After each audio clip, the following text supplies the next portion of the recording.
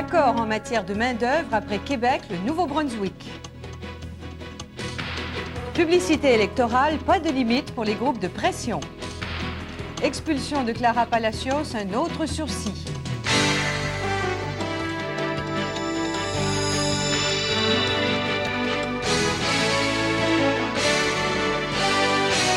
Le téléjournal avec Michel Viroli. Bonsoir. Il y a donc maintenant deux provinces qui s'entendent avec Ottawa sur la question du guichet unique en matière de main-d'œuvre. Après Québec, qui doit d'ailleurs rendre public demain l'entente Bourassa-Campbell intervenue au début du mois, c'est avec Frank McKenna du Nouveau-Brunswick que la première ministre a conclu aujourd'hui un accord qui devrait en principe simplifier l'accès aux services de formation professionnelle. Kim Campbell poursuivait sa tournée de 3 jours dans les Maritimes. Daniel Lheureux. Il y avait foule ce matin au marché public de Saint-Jean. Et c'était avant tout pour voir Kim Campbell. Partout sur son passage, la nouvelle première ministre suscite la curiosité. On ne se bouscule pas, ça n'a rien de comparable avec une quelconque Trudeau-manie, mais les gens veulent voir qui est cette femme qui s'est aussi subitement hissée à la tête du pays. Et chez tous ceux qu'on interroge, la réaction est positive. Elle est formidable et elle a l'air sincère, dit celle-ci. Et c'est une bonne chose qu'on ait une femme à la tête du pays, dit une autre. Personne n'en doute, Kim Campbell avait l'air de gagner des votes ici. La première ministre a également eu du succès auprès de Frank McKenna.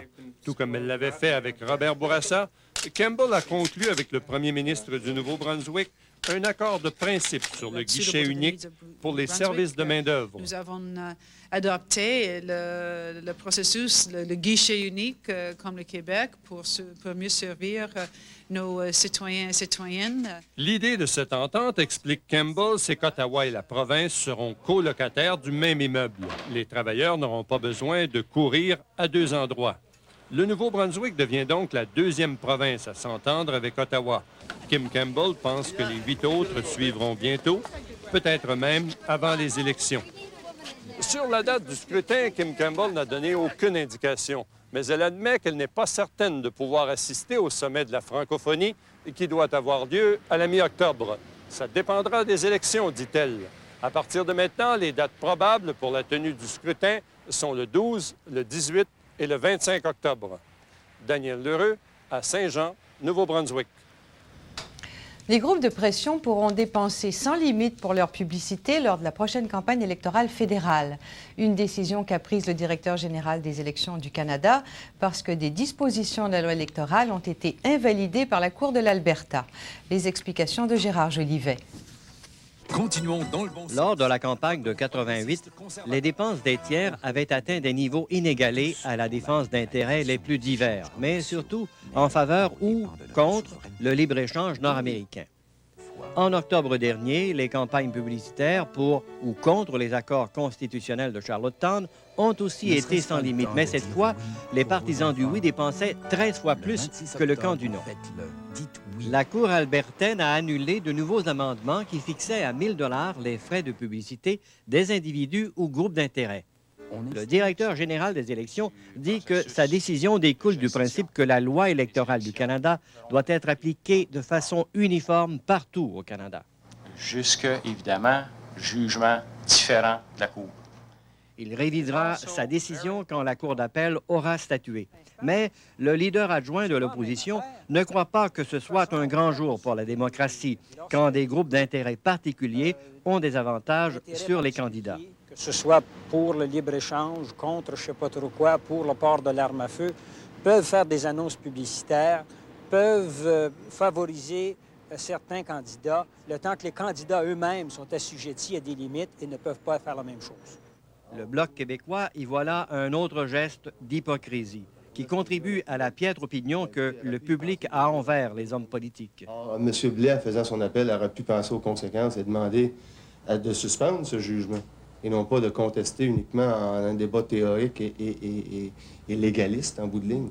Le ministère de la Justice explique qu'il ne pouvait demander la suspension du premier jugement, car ça aurait été comme dire à la Cour d'appel de présumer de son propre jugement sur le fond. En d'autres mots, donnez-nous gain de cause maintenant et décidez plus tard si nous avions raison. Gérard Jolivet, à Ottawa.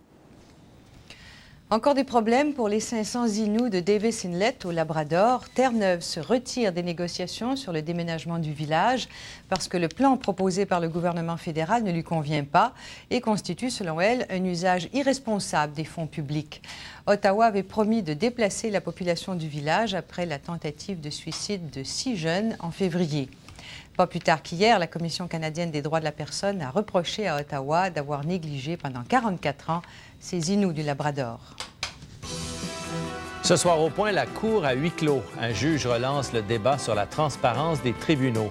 Et comment vit-on une prise d'otage? L'histoire d'une Française courageuse, Catherine Ferracci. Autre revirement cet après-midi dans l'affaire Clara Palacios, cette jeune femme salvadorienne séropositive qui devait être renvoyée chez elle avec son fils samedi matin. L'ordre d'expulsion a été reporté indéfiniment. Le cas sera étudié à nouveau par Immigration Canada parce que Mme Palacios, aujourd'hui, a fait une ultime tentative. Maxime Bertrand raconte. À 48 heures de son départ forcé pour le Salvador, Clara Palacios, serrant contre elle son fils Jimmy, y est allée d'une dernière tentative, celle du désespoir.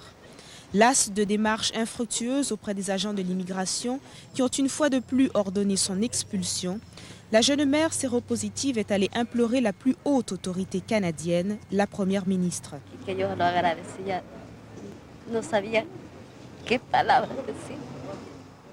Je ne sais plus quoi dire, a déclaré la jeune femme. Je supplie la ministre de me permettre de rester ici.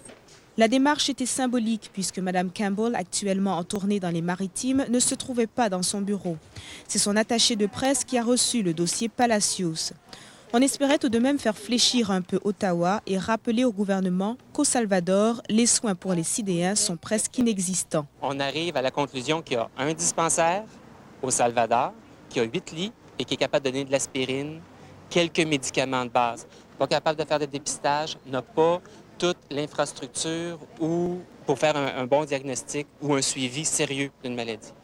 La tentative a porté fruit puisqu'en fin d'après-midi, on apprenait qu'au bureau du ministre de la Sécurité publique, Doug Lewis, on avait décidé de surseoir à l'ordre d'expulsion pour permettre un examen approfondi des documents soumis par Mme Palacios. De retour à Montréal, Clara Palacios ne cachait pas sa joie. Elle a cherché à obtenir l'appui du vice-premier ministre. Mais on va regarder ça de près. On va voir s'il n'y a pas quelque chose qu'on peut faire pour se rendre utile. Après plusieurs mois marqués tour à tour par l'espoir et la déception, Clara Palacios espère qu'on lui accordera enfin ce qu'elle demande depuis le début, le droit de demeurer au Canada. Maxime Bertrand à Montréal. Et maintenant, une nouvelle histoire d'adoption déchirante. La Cour d'appel de la Colombie-Britannique vient de donner raison aux parents adoptifs de David, un enfant d'1 an et demi, que sa mère naturelle voulait reprendre après 16 mois de séparation. Les 3 juges ont unanimement renversé une décision d'un tribunal inférieur. Il n'y a pas eu, disent-ils, de lien maternel réel entre la mère naturelle et son fils. Le reportage de Ghislaine Bouffard. James et Faye Tiro sont très contents. Grâce à la Cour d'appel, ils deviennent pour la 2e fois les heureux parents d'un petit garçon.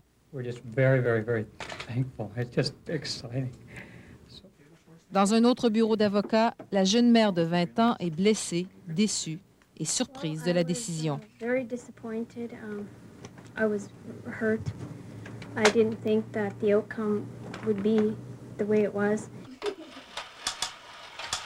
Dans tout ça, David joue sans comprendre le débat qui l'entoure. Cet enfant est né en Alberta. Depuis l'âge de 2 mois, il fait partie de la famille Tiro.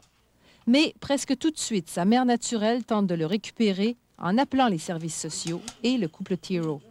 Comme elle n'a pas fait sa demande par écrit dans le délai permis, David reste dans sa famille adoptive. Pendant 16 mois, David grandit chez les Tiro avec sa demi-sœur, la seule famille qu'ils connaissent. Mais en juin, il est brièvement séparé des Tiro. Un juge décide de le rendre à sa mère naturelle, qui est à moitié autochtone et qui veut transmettre cet héritage à David. En rendant David à ses parents adoptifs, la Cour d'appel décide que les liens affectifs ont priorité sur les liens du sang. C'est un choix difficile selon les juges, mais c'est dans l'intérêt de l'enfant, ce qui est finalement ce qui compte le plus dans cette cause.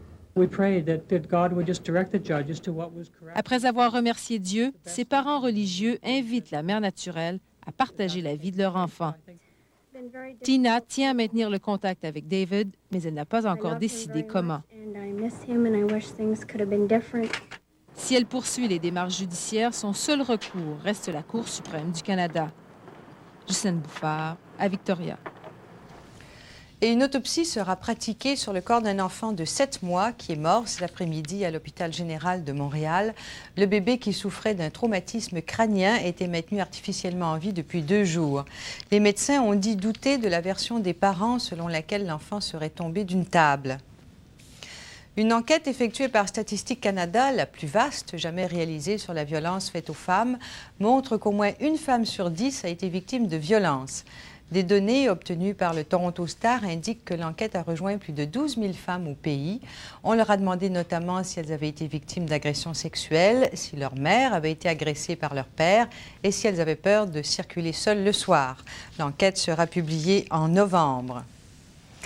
À Los Angeles, on vient de commencer le procès de 2 individus qui auraient attaqué et laissé pour mort un camionneur pendant les émeutes sanglantes d'avril 92, émeutes qui avaient suivi l'acquittement des policiers impliqués dans l'affaire Rodney King. Une équipe de télévision en hélicoptère avait enregistré la scène et c'est à partir de ces images que les 2 hommes ont été arrêtés. Les prévenus prétendent que ce n'est pas eux. C'est sous très bonne garde que la Sûreté du Québec a entrepris le déchargement des 15 tonnes de hashish qu'elle a découvertes la semaine dernière dans la double paroi d'un cargo amarré au port de Sorel. Pour les fins du procès, il a fallu répertorier chacune des 30 000 enveloppes qui contenaient un demi-kilo de drogue. Plusieurs groupes de défense des droits des Anglo-Québécois se sont rendus à Ottawa demander à la première ministre Campbell d'utiliser exceptionnellement son pouvoir de désaveu pour annuler le projet de loi 86 sur l'affichage commercial au Québec. On compte également réclamer des Nations unies une condamnation du projet 86 semblable à celle d'avril contre la loi 178. Les 10 000 étudiants supplémentaires qui feront leur entrée dans les cégeps au cours des prochaines semaines ont entraîné l'embauche d'environ 500 professeurs. Pour les collèges, cet afflux de jeunes permet de renouveler un corps professoral vieillissant. Les explications de Louise Lafontaine. Après une dizaine d'années d'un blocage presque complet de l'emploi chez les professeurs de cégep, les collèges ont recommencé l'an dernier et cette année à embaucher de nouveaux professeurs. Les cégeps subissent des compressions pour leur fonctionnement général, mais en même temps, ils reçoivent de Québec du financement additionnel prévu au dernier budget pour faire face aux nouvelles clientèles. Au cégep André-Laurendeau, où il y a 600 nouveaux étudiants, on a embauché 35 professeurs de plus. On exige pendant une bonne formation et de très bonnes qualifications, mais l'expérience d'enseignement n'est pas toujours essentielle. On est très ouvert à accueillir des jeunes et de leur laisser leur chance. Certains ont déjà enseigné à temps partiel durant quelques années, mais d'autres, comme Annie, jeune ingénieure consultante dans une firme privée durant 4 ans, n'avaient aucune expérience d'enseignement. Je ne sais pas par rapport aux autres candidats ce qui fait que j'ai été choisie. Sûrement que je représentais à leurs yeux ce que représente la relève. Dans certaines spécialités techniques, il a été plus difficile de trouver des candidats. Mais pour les matières de base et les sciences humaines, il y a eu une centaine de candidats par poste. On reçoit les curriculum vitae et à partir de ça, bien souvent, on a suffisamment de bons candidats pour faire des entrevues de sélection. Ce renouvellement crée une nouvelle dynamique chez les professeurs. Les professeurs, en moyenne, gagnaient de l'âge. Et lorsque les étudiants ont vu dans les dernières années que là, ça changeait avec des nouveaux rentrées, ça créait une nouvelle dynamique, etc., ils ont accueilli ça de façon très favorable. Même si l'embauche a repris dans les cégeps, il demeure toujours assez difficile pour les aspirants professeurs de se trouver un emploi, en particulier en sciences humaines, où les postes sont encore rares et les candidats qualifiés très nombreux. Ici Louise Lafontaine à Montréal. Les exportations canadiennes sont demeurées stables en juin pour le 3e mois de suite, ce qui n'est pas de très bon augure pour nos entreprises. Mais comme les importations sont elles aussi inchangées, le surplus commercial de 900 millions de dollars n'a pas varié. Quant au dollar, il a connu une bonne journée, récupérant le demi-cent qu'il avait perdu hier.